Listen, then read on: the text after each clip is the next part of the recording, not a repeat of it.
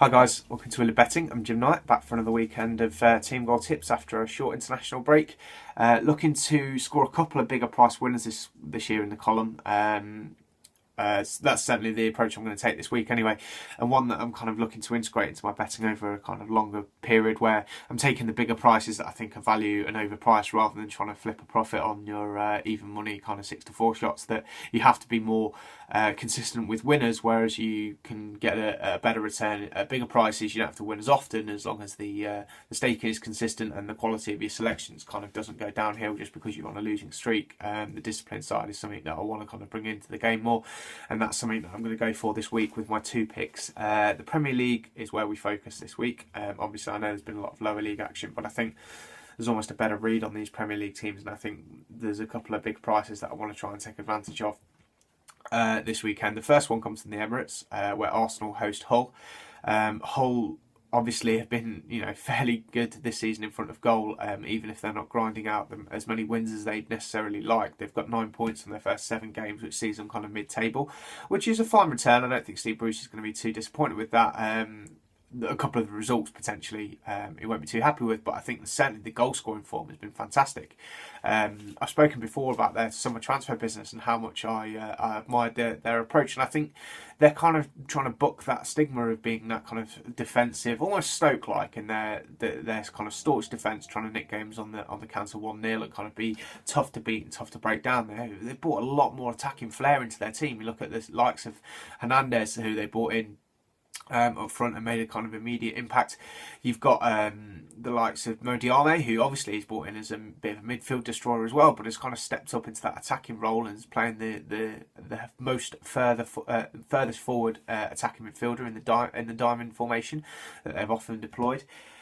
You also look at Gaston Ramirez and Hatem Ben Arfa and the flair players that they've brought in like that. They are very, very impressive kind of signings to bring into the club if you're looking for attacking flair particularly. They're not necessarily going to do the tracking back. They're certainly going to help you score plenty of goals.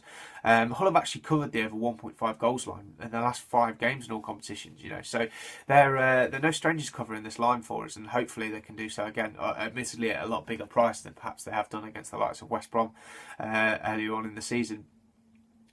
We look at Arsenal then as well. Their defensive deficiencies are kind of well known. Callum Chambers is going to be out for this game. Mathieu Debuchy and Laurent Koscielny are long-term absentees in defence, and that doesn't give Arsene Wenger a lot of help, to be honest, or a lot of options at centre-back and full-back, because he hasn't really signed that many defenders recently. So they do have a relatively thin squad, I think, on the ground in terms of defenders. So there's every chance that Hull could cause them a few problems here. And you look at the FA Cup final, particularly the last meeting between the two, when Hull went 2-0 up really quickly and ended up losing 3-2 in extra time, but did pretty well in exposing Arsenal's weaknesses. And you look at Nikita Jelavic, who's a big threat going forward and has scored as many goals this year. I think he's got 4 already. As many this year as he did in the whole of the last campaign, kind of playing 25 games for Hull. So hopefully they can give us a good run for our money this weekend, and they're 4-1 to score 2 or more. They're 8-1 to win the game. So obviously, if you want to take that approach, but I think with the defensive issues they've got themselves, they could well be exposed at the back. I just think there's an attacking angle to take on Hull this weekend, and over 1.5 Hull goals at 4-1 certainly appeals to me. The second game is one of the televised Sunday matches. Comes from the Britannia, where Stoke, who are kind of 6-4 favourites to get the better of Swansea, who are I think 21-10 to get the win. I really like the look of Swansea this weekend. I think on the over 1.5 goals line is where I'd rather take them rather than the match odds, simply because I think Stoke do offer a bit of a threat themselves, but I don't quite buy into this Fortress Britannia this year. The kind of attacking. The fortress that they tried to turn the Britannia Stadium, and they have done, to be fair, several years in the Premier League is testament to the fact that they are tough to beat at home. I just don't see the quality of performances at home, certainly in the early part of this season, as I've seen previously. I think their best work's been done away from home. And Mark Hughes' side are a little bit more susceptible to a team that are going to come and hold the ball and look to dominate possession, as Swansea inevitably will.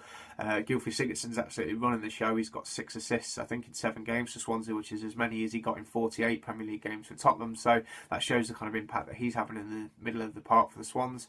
I just think Swansea are a decent betting prospect at Stoke. I think they're a little bit overpriced on the over 1.5 goals market by a couple of ticks, and they're a price that I'm willing to take at 2-1, which is is slightly less than their odds to win the match. But, you know, as we saw with Hull and our winner earlier on in the season when they drew 2-2 with Newcastle, once the bet's won, it's won. You know, if they go on to draw the game or lose the game, as Hull have done a few times in their in the last few weeks, where they kind of lost 3-2 to West Brom, but still covered this line. I'm happy to take a similar line on Swansea. So the two bets this weekend are Hull at 4-1 to score twice or more against Arsenal, and Swansea to score twice or more away against Stoke in the Sunday as one of the Super Sunday games.